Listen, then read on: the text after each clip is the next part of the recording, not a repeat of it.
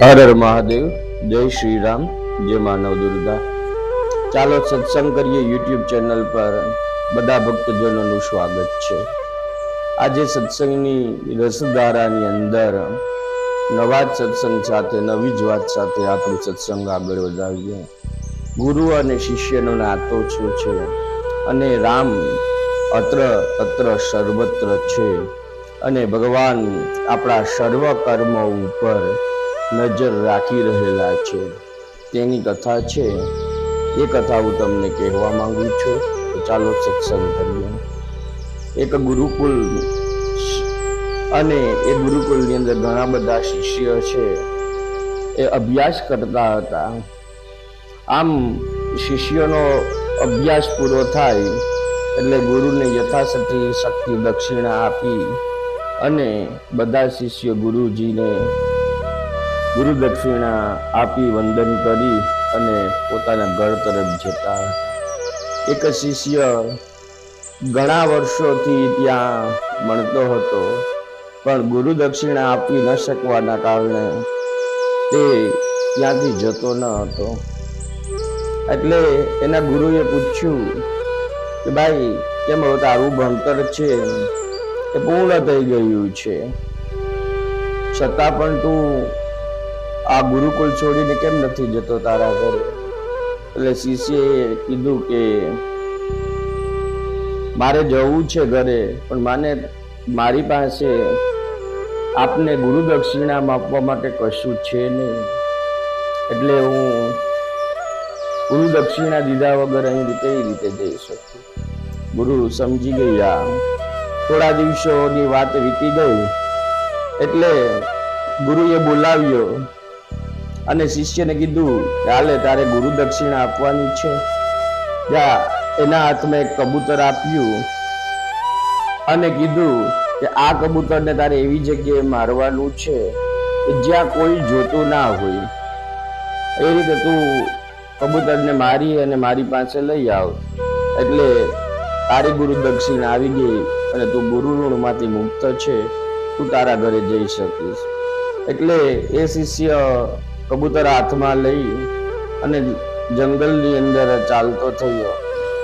એકાંત આવ્યું, કબૂતરને હાથમાં લઈ અને ડૂકી પકડી અને મારવાની તૈયારી કરતો હતો।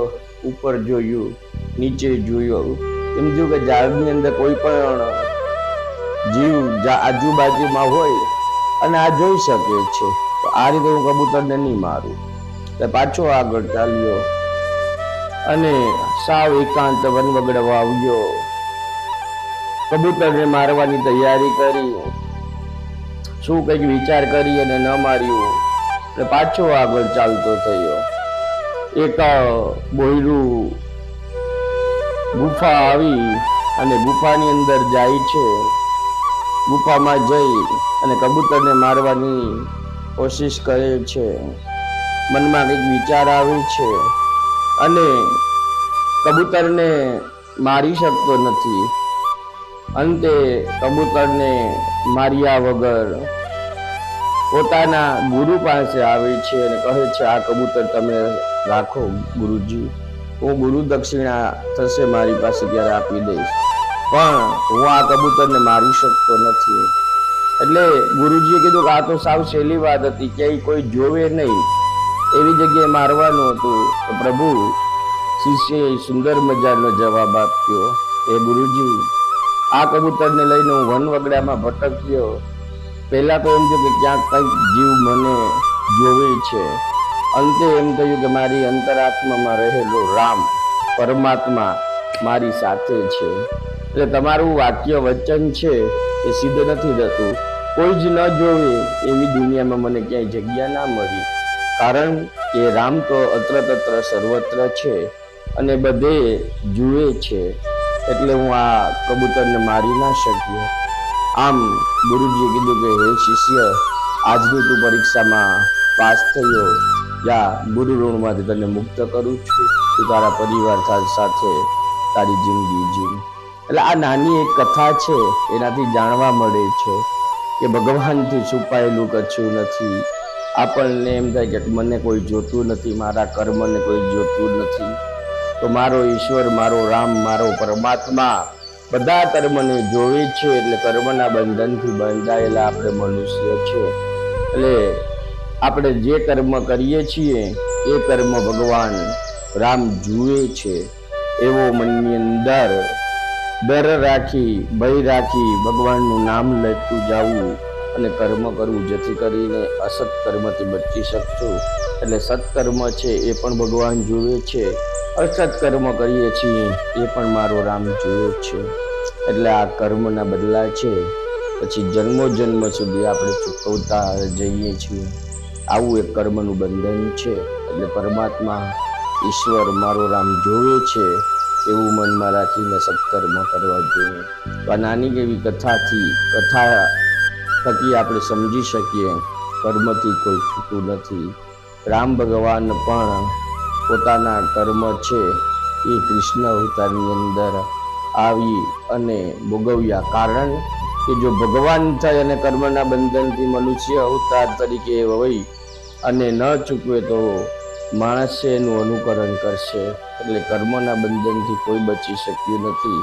તો આપણે તો સામાન્ય મનુષ્ય છે, એટલે કર્મના બંધનથી ક્યારે આપણે બચી શકવાના નથી. આવું સત્સંગની રસધારા છે. સમય આવશે ત્યારે નવા નવા વિડીયો અપલોડ કરતા રહીશું. અને તમને આ સત્સંગ ગમતું હોય તો આ ચાલો સત્સંગ કરીએ યુટ્યુબ ચેનલને સબસ્ક્રાઈબ કરો, શેર કરો, કમેન્ટ કરો. અને વિડીયો જે જુએ છે એને એક નમ્ર વિનંતી છે કે વિડીયો જોઈ અને જય શ્રી રામ એવી એક કમેન્ટ લખતા જાજો, જેથી કરી ભગવાનનું નામ આપણા હોઠ ઉપર આવે. કમેન્ટ વાંચીએ ત્યારે ભગવાનનું નામ આવે. અનુરોધ છે, બધા કમેન્ટમાં જય શ્રી રામ લખજો. જય શ્રી રામ, જય મા નવદુર્ગા, હર હર મહાદેવ. પાછા નવા